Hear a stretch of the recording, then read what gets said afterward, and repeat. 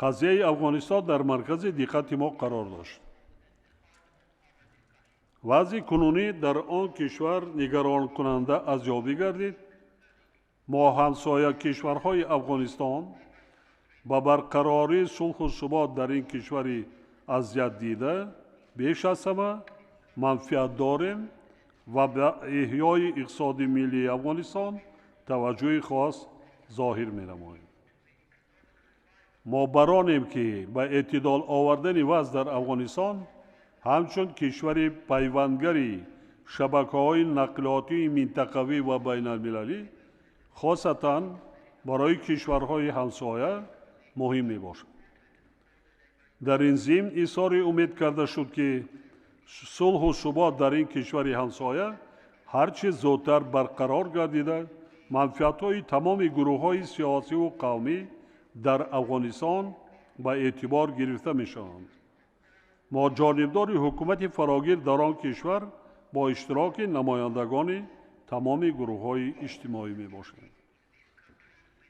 همزمان ما تاکید بر آن کردیم که در حکومت فراگیر تاجیکان و دیگر قومیت‌ها جایگاه شایسته داشته باشند. اطمینان حاصل کردید صلح و ثبات در افغانستان فقط با همین راه تامین می‌گردد. هرچی تیزتر از بین بردن نزاع و تشنج در ولایت پنجشیر توسط اعلام کردن آتش بس و گشودن راه‌ها برای تأمین کمک‌های بشردوستانه یعنی از جانب نهادهای سازمان ملل متحد، صلیب سرخ و دیگر سازمان‌های بین المللی با مردم این منطقه از وظیفه‌های مهمترین امروزه می باشند. تاجیکستان و پاکستان با موافقه رسیدند که تمام کوشش‌های خود را برای رسیدن به این هدف‌ها سفربر خواهند کرد. ما با اتفاق رسیدیم که برای در شهر دوشنبه گذرانیدن گفت و شنیدها بین طالبان و تاجیکان مساعدت خواهیم نمود. در سال آینده با برقرارسازی روابط دیپلماتی تاجیکستان و پاکستان 30 سال پر می شود. ما با جناب عالی عمران خان با موافقه رسیدیم که این سنه مهم را با برگزاری چهاربینی‌های سیاسی سطح مناسب تجلیل می نماییم. اکنون با کمال میل رشته سخن را به جناب عالی سروزیر جمهوری اسلامی پاکستان دوست و برادر من جناب عمران خان میدیم. مرحمت. محترم جناب عالی پرزیدنت جمهوری تاجیکستان، پیش از همه میخواستم من شما را با برگزاری با موفقیت جلسه سازمان همکاری شانگهای مبارکباد گویم. دوم از نام هیئت خود برای مهمان نوازی سطح بلند که نسبت ما نشان داده شد در دایره این سفر میخواستم منتداری صمیمی خود را اظهار نمایم.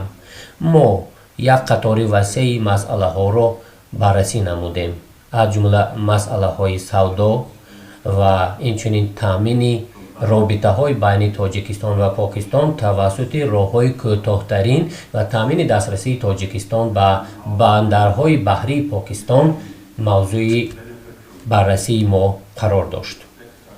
اینچنین ما به موافقه آمدیم که در ساحه های نساجی، داروسازی، سیاحی همکاری ها تقویت بخشیده شود.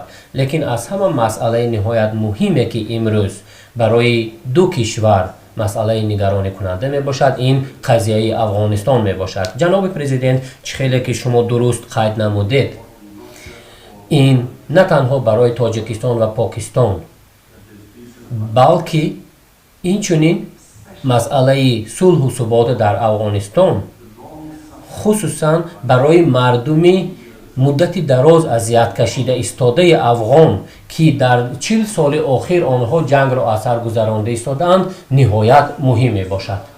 барои ҳамин ҳам мо муҳокима намудем ки чӣ гуна вазъияти имрӯзаро мо метавонем мӯътадил созем, чӣ гуна мо метавонем кӯшишҳои заруриро ба харҷ диҳем то он ки вазъият ба эътидол оварда шавад. Яке аз масъалаҳоеро ки моро шуморо покистонро тоҷикистонро нигаронӣ карда истодааст, ин масъалаи низоъ дар панҷшер байни тоҷикон ва толибон мебошад.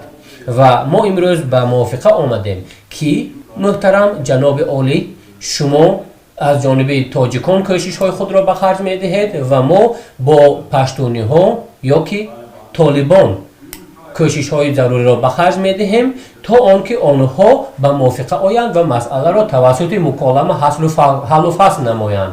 ва мо аз онҳо даъват ба амал меравонем ки ба хотири Афғонистон онҳо ҳукумати ҳамашумул таъсис диҳанд, кишваре ки дар он ақалиятҳои гуногун зиндагӣ мекунанд, аз ҷумла намояндагони гурӯҳҳои этникии пуштунӣ ки 75% ва тоҷикон ки гурӯҳи дуюми бузургтарини гурӯҳи этникӣ дар Афғонистон мебошанд ва инчунин ҳазораҳо ва дигар намояндагони қавму миллатҳо. ва барои ҳамин ҳам мо тамоми кӯшишҳои худро ба харҷ медиҳем. Мо албатта ба ягон кишвар супориш дода наметавонем, лекин кӯшиши зарурии худро ба харҷ медиҳем то он ки дар Афғонистон масъалаи мазкур, хусусан масъалае ки имрӯз ҳамаи моро ба ваҷд овардааст, хусусан масъалаи водии панҷшер тавассути муколама ҳаллу фасл шавад ва долонҳои кӯмаки башардӯстона боз карда шавад. ва дар ҳамин асно ҷаноби президент, чӣ хеле ки имрӯз мо бо шумо баррасӣ намудем, ин як вақти як нуқтаи тақдирсоз мебошад ки масъала метавонад бо ду роҳ шавад.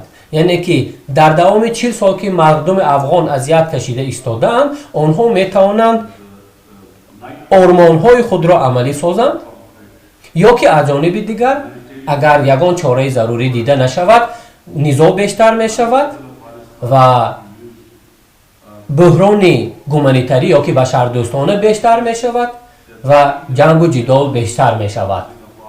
барои ҳамин ҳам мо намехоҳем ки ягон кас замини Афғонистонро барои содир намудани амалҳои террористӣ нисбати дигар кишварҳо истифода барад, хусусан нисбати Покистон. барои ҳамин ҳам имрӯз ҳама тарафдори сулҳу субот дар Афғонистон ҳастанд ва чӣ хеле ки мо имрӯз ба мувофиқа омадем, сулҳ танҳо метавонад дар он ҳолат таъмин шавад ки агар ҳукумати фарогир ё ки ҳамашумул таъмин карда шавад ки дар он тамоми гурӯҳҳои этникӣ ҷои мақоми хосаи худро ишғол намоянд. барои ҳамин бори дигар ман шуморо ҷаноби президент барои меҳмондории сатҳи баланд ва гарму ҷӯшон аз номи ҳайати худ миннатдорӣ изҳор намоям. ҳар як аъзои узви ҳайати мо аз шумо, аз меҳмондории шумо дар сатҳи баланд дар ҳайрат ҳастанд ва мо имрӯз мебинем ки шумо чӣ гуна барои рушди кишвари худ ҷон нисор карда истодаед. ман мехостам бори дигар шуморо бо ин дастовардҳо муборакбод гӯям. ташаккури зиёд.